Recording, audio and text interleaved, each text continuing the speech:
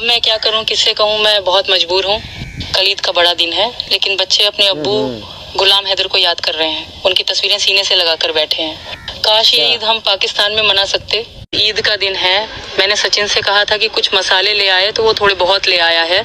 यहाँ हमारे आसपास कुछ मुसलमान रहते हैं, शायद वही हमें कुर्बानी का मांस भेज दें, वरना और कोई उम्मीद नहीं है। दिल में बार बार एक ही ख्याल आ रहा है, काश मैं आज पाकिस्तान में होती।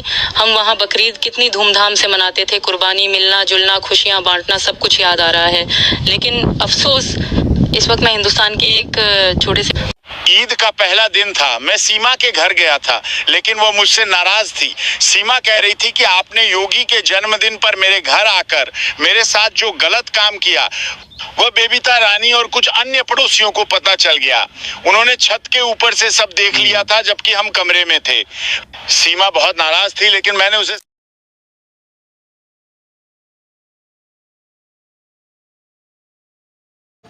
हेलो गाइस, कैसे हैं? मैं लाया हूँ एक न्यू अपडेट। जैसे खाऊंगा सीमा हैदर के बारे में तो मैं हमेशा बताता रहता हूँ।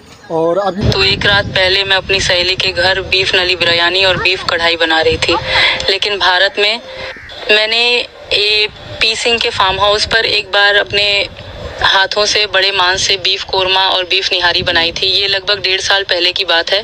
मैं आज भी बहुत याद करती हूँ कि हम पाकिस्तान में कैसे सीखें तैयार करते थे और विभिन्न पकवान बनाते थे। इसके बाद फिर दूसरी ऑडियो ईद के हवाले से है, वो सुनिए।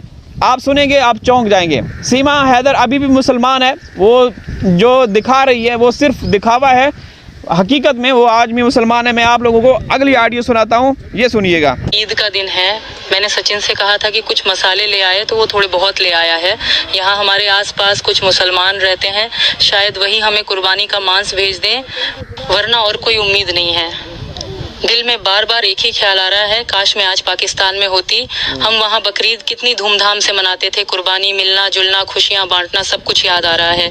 लेकिन अफसोस, इस वक्त मैं हिंदुस्तान के एक छोटे से इलाके रपोरा में फंसी हुई। अब अगली ऑडियो सुनिए, चौंक जाएंगे। मुझे बीफ नली बिरयानी, बीफ करोरमा और बीफ कढ़ाई बहुत याद आ रही है। जब से मैं भारत आई हूँ, सिर्फ एक बार AP सिंह के फार्म हाउस पर मांस खाया था। सचिन के घर में तो सिर्फ चिकन ही खाया जाता है, बाकी किसी गोश्त की तो कोई बात ही नहीं होती। लेकिन जैसे कल कुर्बानी का दिन है, दिल में एक अजीब सी कसक उठ रही है। मैं और मेरे बच्चे तो बिना गोश्त के रह ही नहीं सकते।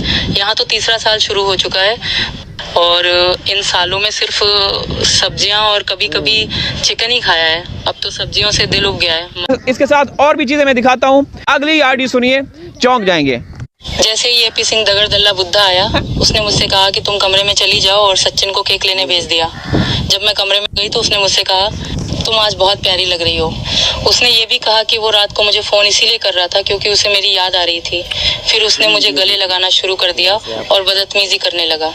ये आदमी हर जगह मेरे साथ गलत हरकतें करता रहता। दोस्तों, इस वक्त की सबसे बड़ी खबर, बड़ा खुलासा, सीमा हैदर ने अपने मुंह बोले भैया से किनारा कशी इख्तियार करना शुरू कर दी। जी हाँ दोस्तों, हिंदुस्तान से जो हमारे सूत्र हैं उन्होंने हमें ऑडियोज भेजी हैं। आप लोग ऑडियो सुनेंगे तो आप लोग चौंक जाएंगे। परसों रात AP सिंह ने मुझे कई बार कॉल किया, शायद 3 या 4 बार, लेकिन मैंने कॉल नहीं उठाई। फिर सचिन ने मुझे कहा, सीमा किसी का फ़ोन आ रहा है। जब मैंने देखा तो वो AP सिंह का कॉल था। रात के 2 या 3 बजे का समय था, तो मैंने फ़ोन उठा लिया। मैंने पूछा क्या बात है, तो उन्होंने कहा, मैं AP सिंह बोल रहा हूँ, तुम्हें बहुत मिस कर रहा हूँ, बहुत याद कर रहा हूँ। काश उस वक़्त तुम्हारे पास आ गया होता। मैंने हैरानी से कहा, आप कैसी बातें कर रहे हैं? तो बोले, सीमा मैं तुम्हें दिल से याद कर रहा हूँ। फिर उन्होंने पूछा, सचिन कहाँ है? मैंने जवाब दिया, सचिन तो सो रहा है।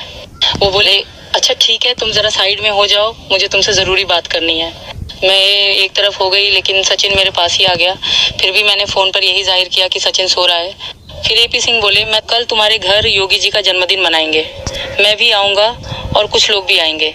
तुम अच्छे कपड़े पहनना, खुद को अच्छे से तैयार करना, मैं तुमसे मुलाकात भी करूँगा, ठीक है?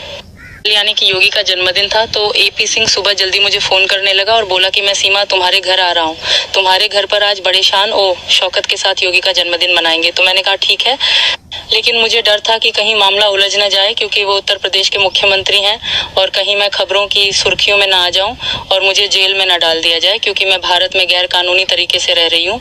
ये अलग बात है कि मैं योगी से एक बार मिल चुकी, लेकिन फिर भी मुझे डर था। लेकिन एपी सिंह ने कहा कि नहीं सीमा, तुम्हें डरने की कोई बात नहीं है। जैसे ही मैं आऊँगा मैं सचिन को भेज दूंगा केक लेने के लिए और फिर हम दोनों कमरे में खास बातचीत करेंगे। इसके बाद वो हुआ कि आप लोग सुनेंगे ना, आपके रोंगटे खड़े हो जाएंगे, यकीन करें। जैसे ही एपी सिंह दगड़ दल्ला बुद्धा आया, उसने मुझसे कहा कि तुम कमरे में चली जाओ और सचिन को केक लेने भेज दिया। जब मैं कमरे में गई तो उसने मुझसे कहा तुम आज बहुत प्यारी लग रही हो। तुम आज बहुत प्यारी लग रही हो। उसने ये भी कहा कि वो रात को मुझे फोन इसीलिए कर रहा था क्योंकि उसे मेरी याद आ रही थी और बदतमीजी करने लगा। ये आदमी हर जगह मेरे साथ गलत हरकतें करता रहता है और कुछ मंत्रियों को भी साथ लाता है। उसका फार्म हाउस